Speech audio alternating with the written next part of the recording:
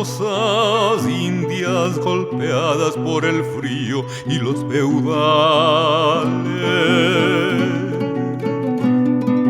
Miro las chozas indias golpeadas por el frío y los feudales.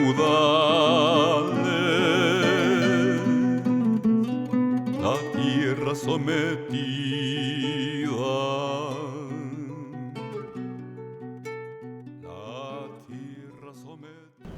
Estamos en la colina de Turi, el mirador tradicional de la ciudad de Cuenca, tanto para los cuencanos como para los turistas.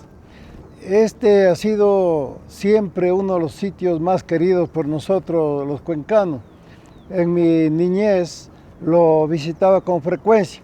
Claro, en esa época había mucho más árboles, especialmente de capulí, y se daba el caso de que los campesinos de este sector emigraban frecuentemente a la costa a trabajar en las plantaciones de azúcar principalmente, y esta conjunción de esa realidad social con el paisaje, que ha sido siempre una de las tónicas de mi poesía, me llevó en mi adolescencia a escribir un poema que se llama Cantar de amor con un paisaje. A los árboles dormidos les va despertando el viento. El frío sol de las 5 se está cayendo de sueño. Junto al río el sauce llora, tal vez sintiéndose viejo, y el río corre cantando porque se sabe sin dueño. El resto del poema es la historia de un campesino que busca a su novia aquí en la colina de Turi, pero busca para despedirse de ella porque se va justamente a trabajar, porque le dice la vida está muy mala, para casarnos necesito trabajo, volveré, lo de siempre.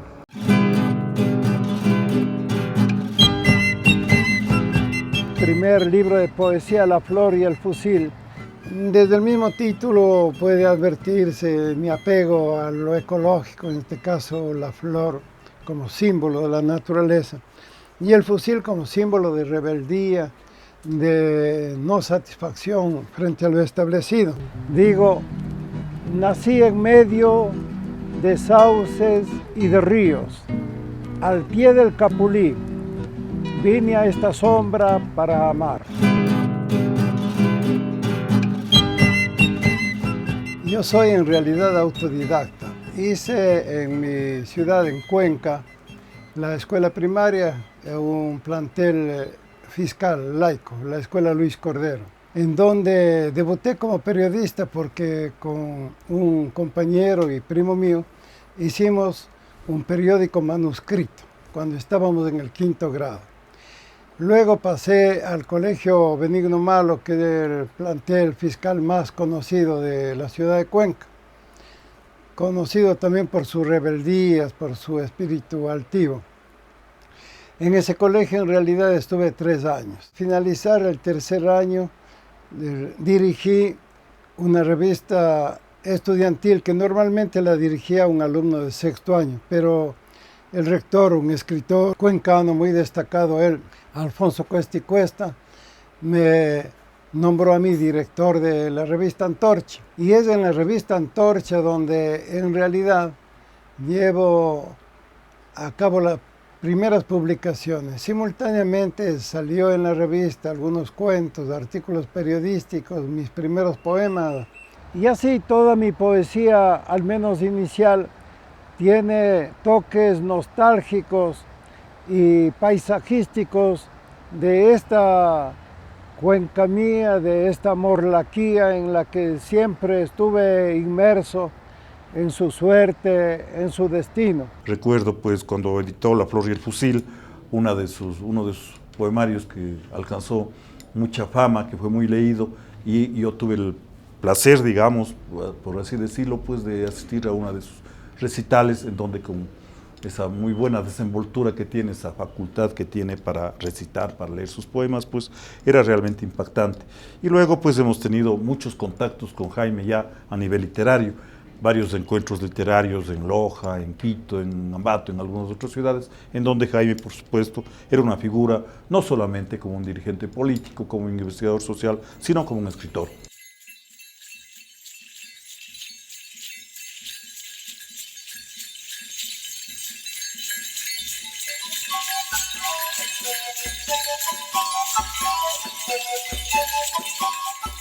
Prisiones yo tuve algunas con motivo de que dirigí la Unión Revolucionaria de Juventud Ecuatoriana entre los años 59 al 62, antes del golpe de Estado.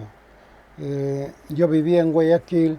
En Guayaquil teníamos una actividad constante de oposición primero al gobierno despótico y arbitrario de Camilo Ponce Enríquez y luego al gobierno que lo sustituyó, que fue el de Velasco Ibarra. Entonces, en esa ocasión o en ese periodo, más que por un libro o una actividad periodística, era por el hecho de que yo representaba un movimiento juvenil muy fuerte, como era URGE.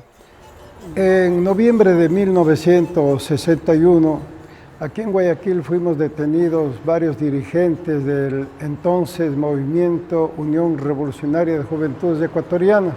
Era el objeto de intimidarnos, de reprimirnos de parte de la dictadura de Velasco Ibarra y principalmente de su gobernador, Pedro Menéndez Gilliver, a quien nosotros le habíamos motejado como el asno con garras, por sus brutalidades y por su latrocinio. En otras celdas de aquí abajo, donde estaban los peores delincuentes, fueron alojados distintos dirigentes de URGE. Pero la protesta de nuestros familiares y de la ciudadanía obligó que a las 48 horas no regresaran, sino a la libertad, cuando menos a celdas un poco más habitables, que eran las celdas del piso alto. Por suerte, en esa época, los presos comunes se solidarizaban con los presos políticos, consideraban que los actos de represión eran injustos y en vez de castigarnos, en vez de atacarnos, nos comunicaban todo, nos daban la mano, nos protegían. Con ellos nunca tuvimos problemas los presos políticos. Anecdóticamente debo recordar que incluso enseñamos a jugar ajedrez a muchos de los presos y organizamos con ellos un campeonato interno de ajedrez y nos sorprendió porque resultaron excelentes ajedrecistas. Fui detenido en Guayaquil y mi detención, como siempre, no tenía un fundamento claro, no había un juicio específico, sino era la retaliación. Y de allí, del cuartel Modelo, me pasaron a la cárcel municipal, de la cárcel municipal a la penitenciaría del Litoral. Yo me río y digo que a mucha honra soy uno de los fundadores de la penitenciaría del Litoral, porque estuve entre los primeros presos.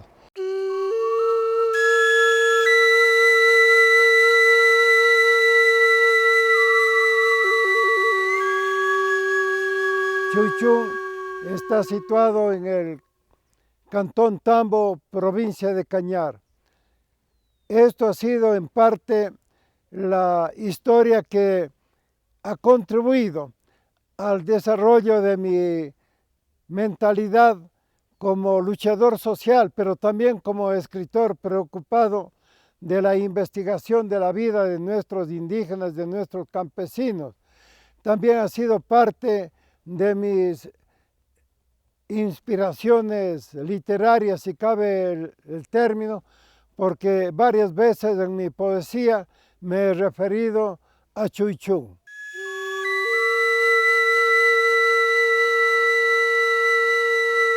Hacia 1962 publiqué por primera vez El yugo feudal, visión del campo ecuatoriano. Y lo singular de este libro quizás es la búsqueda del dato preciso, en el sitio preciso. Como yo al mismo tiempo me iba vinculando a los movimientos sociales, por ejemplo, el movimiento indígena naciente en Cañar, al movimiento Montubio de la provincia del Guayas, de Los Ríos, entonces mucho de lo que yo tengo en el yugo feudal son testimonios vivos de la situación de los indígenas, de los guasipungueros de Cañar, de los guasipungueros de Cotopaxi, de Chimborazo. Me abrieron los ojos a la pestilente realidad ecuatoriana, a los grandes negociados en el país, en el caso del yugo feudal, con la iglesia, propietaria de la tierra, de los territorios nuestros, esa iglesia que Jaime Galarza la bisecciona desde la época de la colonia. Además, este libro trae por primera vez denuncias que antes no se habían hecho, o porque faltó oportunidad o porque sobró temor. En el yugo feudal es donde por primera vez en el Ecuador se publica con detalles la lista de predios rústicos pertenecientes a instituciones religiosas, con el cual demostró que la Iglesia era la mayor detentadora del poder territorial en la República del Ecuador. Y esto lo escribió con motivo de la primera reforma agraria que la hizo el Punto Cuarto y Galo Plaza el año 64 en el Ecuador a través de la Junta Militar de Gobierno. Y que fue una reforma media, porque en la costa lo único que hubo fue un enfrentamiento entre propietarios y precaristas. Y en la sierra lo único que se hizo fue entregarles los guasipungos a los guasipungueros y el resto quedó igualito. Refiriendo al libro del Jaime, es algo sumamente importante, por ejemplo, caso de yugo feudal que escribió de la hacienda de Choichún, por cuanto que es el único escritor, la única persona en esa época quien quiso defender a los pueblos, a las nacionalidades. Campesino, campesino, desayuno ahora no hay, ayer tampoco tuviste, mañana sí lo tendrás. Levántate, campesino, es hora de En el año 67 hubo la gran sequía de Loja y el hambre, el abandono, el desempleo cundieron por todas partes. Entonces el campesinado comenzó a abandonar la provincia. También había escrito un libro de denuncia terrible que se llama Campesinos de Loja y de Zamora. Loja tuvo 7 años de sequía y los campesinos salían a los caminos a regalar a sus hijos para que no se mueran de hambre. Habiendo yo regresado de México, decidí hacer una investigación de estas realidades sociales y con el apoyo de la Universidad de Loja dirigí una investigación de campo. Esta investigación en la que se llama Los campesinos de Loja y Zamora. Dijo una gran verdad Jaime Galarza: la desprotección que el Estado ecuatoriano mantiene sobre las provincias más aisladas, más alejadas. Por eso es que ahora en Santa Elena están queriendo declararse provincia, pues nadie les da nada.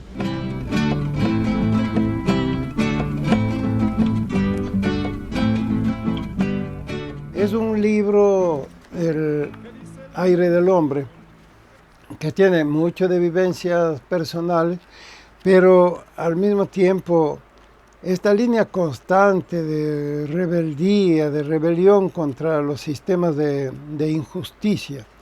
Porque yo lo escribí en 1968 en México, cuando México sufría una represión brutal, no conocida. En México nunca se documentó ni cuántos muertos ni cuántos desaparecidos. Yo mismo tuve la experiencia de 2 detenciones absolutamente injustificadas. Detenciones en la calle, a ver sus papeles, usted es extranjero, vamos detenido, investigaciones, qué hace aquí en México, con quién se relaciona, dónde vive, etcétera, etcétera. Bueno, yo pude desenvolverme bien en esas 2 largas interrogaciones, pero pude desenvolverme bien por mis condiciones de conocedor del Ecuador, que demostré que yo era un ecuatoriano, un periodista, en fin. Mucha gente no tuvo esa suerte, simplemente desaparecía. Después, cuando yo retorné al Ecuador en 1970, dirigí un periódico de la Universidad Central, se llamaba Orientación. Fue un periódico de denuncias frontales, directas, respecto de los desmanes del gobierno de Velasco Ibarra y de modo particular del asesinato de Milton Reyes, que entre paréntesis fue mi compañero y amigo de siempre. Entonces Milton Reyes fue asesinado, algunos detalles logramos descubrir y yo publiqué en el periódico Orientación. No pasó muchos días de eso, una bomba voló la imprenta universitaria en Quito. Y claro, su director obviamente fue perseguido.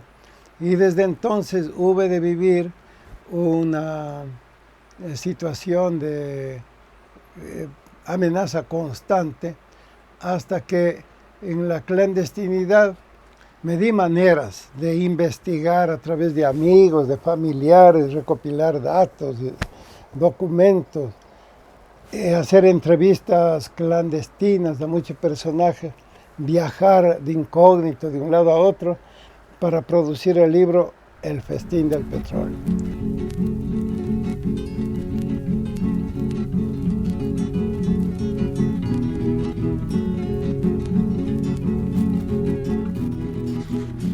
Cuando terminó de imprimirse este libro, estaba todavía vigente la dictadura de Velasco Ibarra.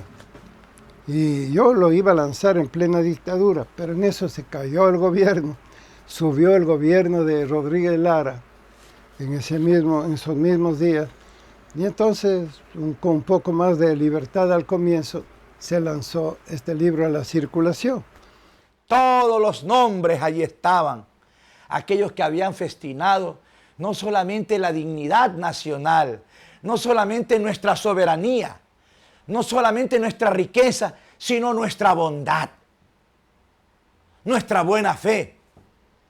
Ahí están los grandes abogados que se llevaron el petróleo y que ahora están sus hijos, sus sobrinos, sus nietos.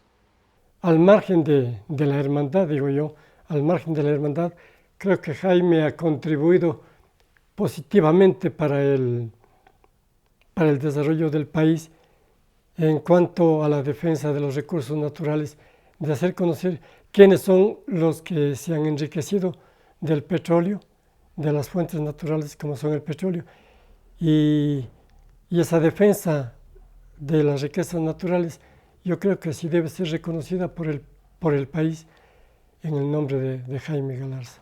En 1972, a los pocos meses de circulando el libro, fui detenido y bajo una serie de acusaciones. No podían decirme por el libro, me acusaron de cualquier cosa. Siempre de subversión, de rebelión contra el Estado, de posesión de armas, de intentos subversivos, en fin. El objetivo central era silenciarme o castigarme por el festín del petróleo, porque ahí con lujo de detalles pinto yo el caso de gobiernos y también de diplomáticos, de jefes militares, de políticos ecuatorianos que se han enriquecido manejando el petróleo en términos corruptos para su propio beneficio.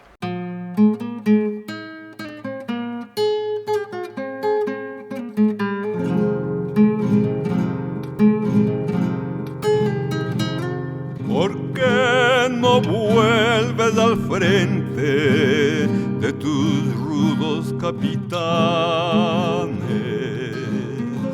¿Por qué no vuelves al frente? Esta celda ha sido a lo largo de muchos años, desde hace 95 años exactamente, desde cuando fuera inmolado el general Eloy Alfaro, ha sido testigo de numerosas prisiones políticas que se han dado a lo largo de la historia durante varias dictaduras.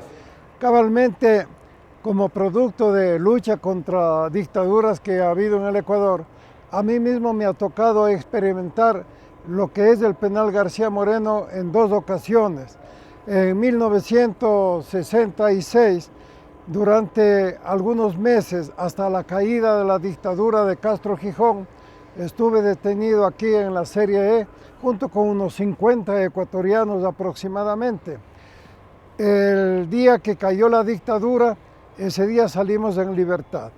Posteriormente también, en la otra dictadura militar, la del general Rodríguez Lara, se produjo una prisión de numerosos ecuatorianos, entre ellos del historiador, escritor, poeta, periodista Jaime Galarza, que se declararon en huelga de hambre en noviembre de 1974, justamente durante varios días, huelga de hambre que comenzó en esta celda y que se mantuvo durante varios días hasta obtener la anulación del juicio y su libertad. Le estoy hablando del año 74, ¿no? 74. Alguien nos sopló que un escritor muy respetado de aquí en Ecuador, Jaime Galarza Zavala, estaba preso en el penal García Moreno. Alguien nos dijo, vayan a verle a Jaime Galarza Zavala. Cuando fuimos a verle, con la guitarra rota, la guitarra reventada, conseguimos pasar adentro a la prisión de la celda. Y él nos dijo, bueno, ¿y de qué se trata? Le explicamos que en circunstancias que estábamos tocando en el festival de rock, habíamos sido atacados por un montón de gente perteneciente a un partido político cuyo nombre prefiero olvidar. Y él nos dijo, a ver qué tipo de canciones son. Y con lo que quedaba de la guitarra, avancé a entonar un par de canciones. Él me escuchó y dijo, no se desanimen jóvenes, ese tiempo éramos jóvenes. Bueno. Dijo, no se desanimen jóvenes. Dijo, ¿qué es el tipo de canciones? Yo estuve recientemente en Cuba y hay también jóvenes que están haciendo ahí. Él se refería a los también entonces jóvenes de la nueva trova cubana.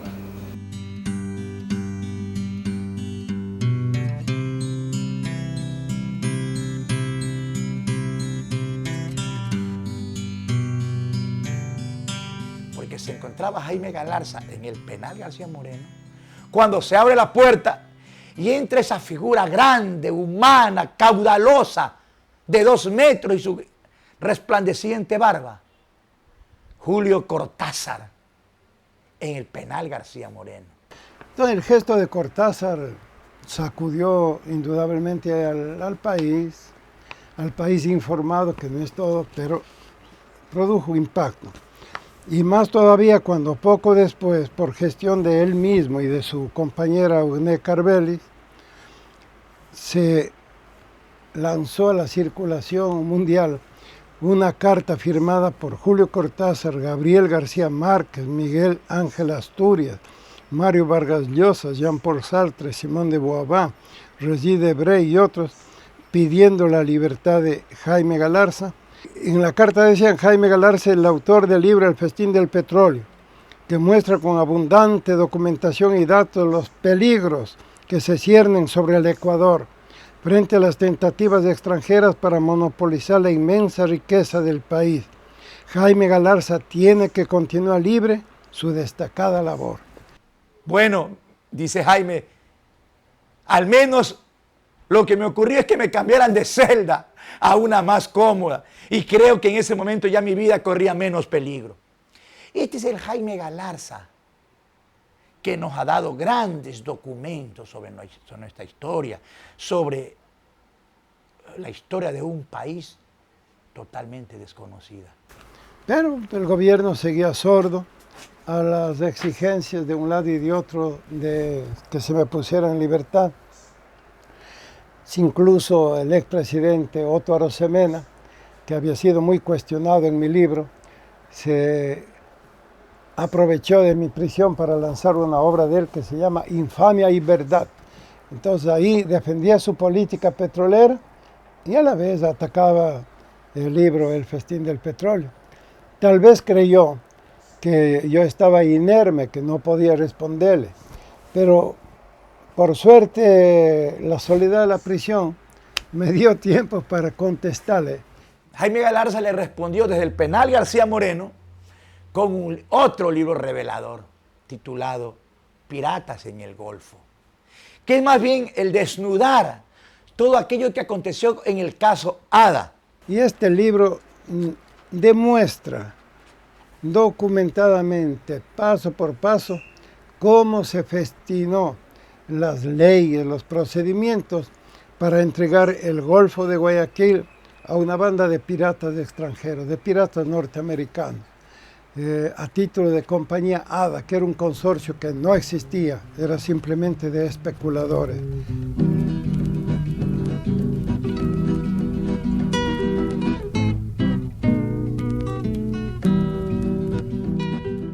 Yo cuando escribí ese libro, lejos de lo que dijeron incluso algunos parientes íntimos del propio presidente y de su esposa asesinado, lejos de buscar el escándalo, yo estaba motivado primero por un sentimiento de profunda amistad con Jaime Roldós, luego la indignación que me causaba esto, y más indignación de ver que quienes sabían muchos detalles no eran capaces de decirlo.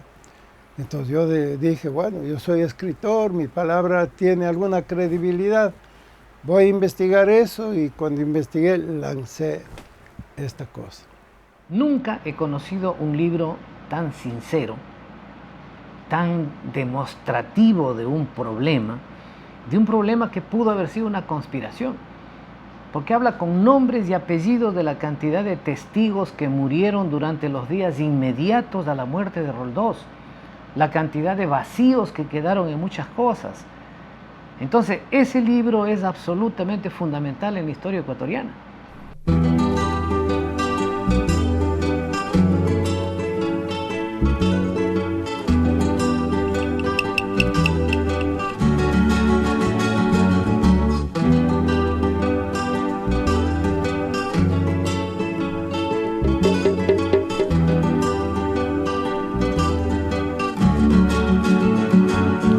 Con el permiso de ustedes, cantaré en esta ocasión cantares que los han hecho hombres pobres como yo, y que son para cantarlos sentados junto al fogón, mientras el perro del hambre aúlla en el corredor, o cuando abre sus ventanas de par en par el amor. Es la primera oportunidad que la provincia del Oro tiene como presidente de la Casa de la Cultura Núcleo del Oro a un hombre tan brillante como Jaime.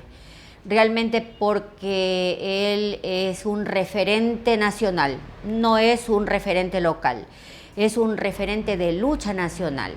Su obra periodística, investigativa, literaria, poética, es decir, su obra patriótica está presente en todos los rincones de la patria.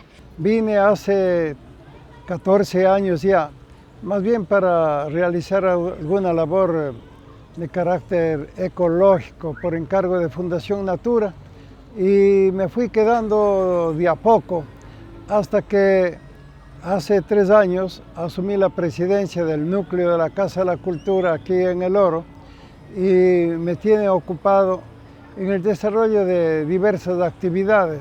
Está con nosotros un martes más aquí en Demos el Primer Paso el doctor Jaime Galarza, nuestro compañero de labores. Bienvenido, Jaime, aquí a nuestro programa radial. Bueno, como siempre, gustoso de compartir con usted las inquietudes propias de nuestro tiempo, de la realidad de la provincia, de la ciudad, y también estos sueños que conjuntamente alimentamos, sueños de libertad, de justicia, de dignidad para nuestro pueblo, porque estamos seguros de esto algún día tiene que cambiar. Entonces yo conozco desde allí a Jaime Galarza Zavala como un hombre luchador, un hombre frontal.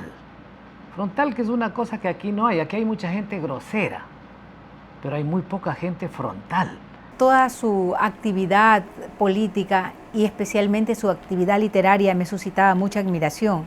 Además que como ser humano es un ser humano extraordinario. Es una persona muy humana, tremendamente humana, y que sabe sentir los dolores del pueblo y transmitirlo en su voz poética. es un revolucionario a tiempo completo, no se ha doblegado. Y es un escritor que tiene la suerte de que cada vez que escribe ensayos, ya sean de tipo político, de tipo social, se convierten en boom, en bestseller. Como muchos de ustedes me podrán ver, soy Dolores Guerra, una de las señoras del caso Fibeca, una de las Dolores. Mi esposo desaparece en aquella incursión que se dio en ese lugar, donde desaparecen a personas y donde matan dentro de la farmacia alguna. Una vez alguien se acercó con un periódico y me dijo, Dolores, te quiero mostrar algo, léelo. Llegó esa hoja a mis manos y el leer lo que contenía la hoja causó una gran impresión a mí. Y lo que decía la hoja era un fragmento donde hablaba sobre el problema en sí, sobre el caso Fibeca, ¿no? Y entonces algo que llegó a mí fue donde él hace referencia a mi nombre. Entonces él dice que el mismo nombre, el llevar el nombre de Dolores, era el dolor que vivía en el problema. Y que era guerra, porque mi apellido es Guerra, ¿no? Soy Dolores Guerra. Entonces, que era guerra y que me convertiría en guerra infinita contra los dueños del poder. Entonces, esa palabra llega tanto a mí, que es una palabra que la vengo manifestando siempre. Y se convirtió en una palabra de apoyo y de compañía en el plantón que hago todos los miércoles en el Palacio de la Justicia, ¿no? Manifestaba también que la justicia se convertía en tuerta, en ciega y en muda cuando quiere convertirse y cuando no quiere ver las cosas con la verdad. Entonces esas palabras llegaron tanto a mí y en un momento dije, yo quiero conocer a esta persona, ¿quién escribió esto? Entonces, bueno, se da la oportunidad de que llega un hombre al Palacio de Justicia, ¿no? Y se acerca a mí, me saluda y en lo que él me está saludando, pues él me dice que es un gran amigo solidario, que es un gran amigo el que me quería conocer. Entonces le digo, ¿y cuál es su nombre? Entonces cuando viene y se acerca y me dice, soy Jaime Galarza. Entonces le digo, pero ese nombre yo lo he escuchado anteriormente. Y cuando yo le digo, deje recordar, yo tengo que recordar dónde conocí a esta persona o dónde escuché este nombre. Entonces cuando lo recuerdo rápidamente y le digo, usted es la persona que escribió algo en un papel que llegó a mis manos y eso llegó a mi corazón.